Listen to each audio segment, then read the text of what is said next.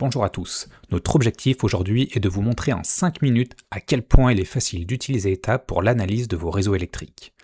Dans cette présentation, nous allons nous concentrer sur les capacités de calcul et de conception pour les réseaux haute et basse tension.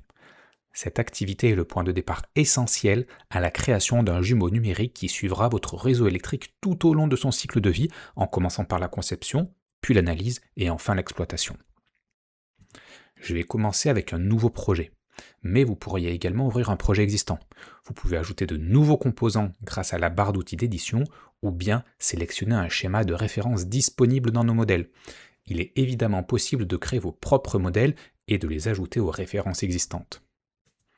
Les modèles permettent de sauvegarder un composant avec ses propriétés ou un groupe de composants comme un tableau avec son arrivée et ses départs et même des sous-stations entières ou encore des centrales renouvelables. Les possibilités d'intégration sont quasiment illimitées. Nous pouvons insérer un de ces modèles prédéfinis et si vous n'êtes pas satisfait, vous pouvez le supprimer. Quand vous supprimez des composants, ils vont dans la corbeille, ce qui vous permet de les restaurer si besoin ou de les supprimer définitivement. Modélisons rapidement un réseau grâce à la fonction de construction automatique. Tout d'abord, je mets une source, puis un jeu de barres, un disjoncteur HTA associé à un transformateur de courant et un relais de protection. Ensuite, j'ajoute un câble, un transformateur, un disjoncteur basse tension, un jeu de barres et deux moteurs. Je vais spécifier les données manquantes. Le transformateur a une puissance de 1 MVA. Pour la tension de court-circuit, j'utilise les valeurs typiques proposées par la norme CEI. Concernant le câble, il faut définir la longueur, le nombre de conducteurs par phase et choisir un câble depuis la librairie. Il est évidemment possible de vérifier la section des conducteurs de phase, de neutre et de protection selon les contraintes imposées par les normes françaises et internationales. Pour le disjoncteur basse tension et les moteurs, j'avais au préalable défini des données par défaut, ce qui permet de grandement accélérer le processus de modélisation de vos réseaux. Maintenant, nous sommes prêts à lancer un calcul de flux de puissance. Les résultats s'affichent sur la vue unifilaire. On peut choisir les unités affichées, que ce soit pour la tension, volt, kilovolt, %, ou bien les puissances et le courant. Des rapports prédéfinis sont disponibles, et vous pouvez afficher les résultats sous forme de graphique, et pour les réseaux complexes, utiliser l'analyseur de flux de puissance. Passons maintenant au module court-circuit. Avant de lancer le calcul, je vais choisir un disjoncteur HTA depuis la librairie pour vérifier ses caractéristiques. Ensuite, je lance le calcul. Le logiciel vous avertit clairement quand il manque des données. Il suffit de double-cliquer sur l'erreur pour ouvrir le composant concerné et corriger. Je vais saisir la puissance de court-circuit de la source. Je choisis ensuite les jeux de barres en défaut et je relance le calcul. Nous voyons le courant total du défaut sur les jeux de barres ainsi que les contributions dans chacune des branches. Je vais ouvrir l'analyseur de court-circuit pour vérifier le bon dimensionnement du disjoncteur HTA. L'analyseur permet de comparer les caractéristiques du disjoncteur, comme son pouvoir de coupure, son courant crête, aux grandeurs calculées. Ici, pas d'alerte, le disjoncteur est conforme. Vous voulez vérifier la sélectivité? Pas de problème, c'est très rapide. Il faut saisir le ratio du transformateur de courant. Pour le relais, je vais commencer par spécifier une sortie qui sera associée au disjoncteur qu'il va commander, ici le disjoncteur 1.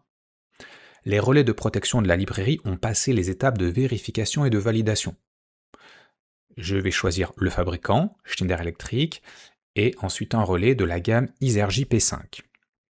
On retrouve les protections à maximum de courant phase, courant air, courant inverse. Il y a aussi la protection thermique que je vais désactiver pour cet exemple. On peut également avoir des protections de distance et des protections différentielles pour les relais qui en sont équipés. Maintenant, je sélectionne le réseau en entier et je crée le diagramme de sélectivité. Si vous voulez masquer une courbe, vous pouvez simplement la rendre invisible ou bien supprimer l'élément associé, ça affecte uniquement notre diagramme de sélectivité en cours.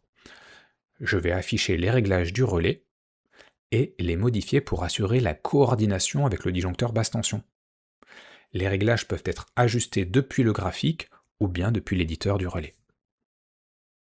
Pour vérifier la séquence de fonctionnement des protections, je vais insérer un défaut sur le jeu de barres BT. Le rapport des événements montre les courants qui traversent chacun des dispositifs de protection ainsi que les temps de déclenchement. Passons au module ArcFlash. Je dois au préalable choisir un emplacement pour le défaut.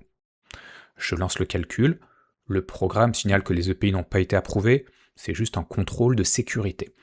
Le programme évalue le temps de déclenchement selon le courant d'arc calculé. Nous retrouvons ces valeurs de courant sur la vue unifilaire. Dans le menu ArcFlash du jeu de barre, nous avons des détails supplémentaires. Le mode ArcFlash possède aussi une fonction d'insertion du défaut pour analyser en détail quel appareil déclenche, quel est le courant d'arc et quel est le temps d'élimination total. Une fois que la séquence de fonctionnement est correcte, on ouvre l'analyseur d'ArcFlash. Ça vous permet de visualiser toutes les données d'entrée et tous les résultats afin de produire des rapports Excel personnalisés.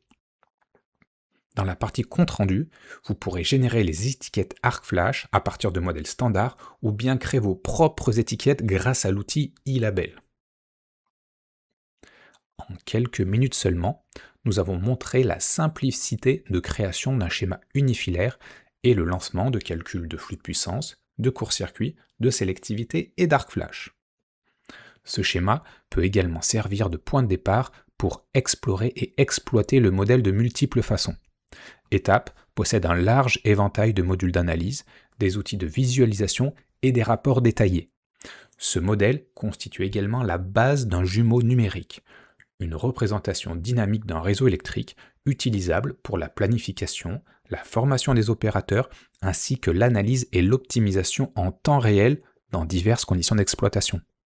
Vous l'aurez compris, à partir de la modélisation de base que vous venez de découvrir, ETAP permet d'optimiser l'intégralité du cycle de vie des systèmes électriques. Merci.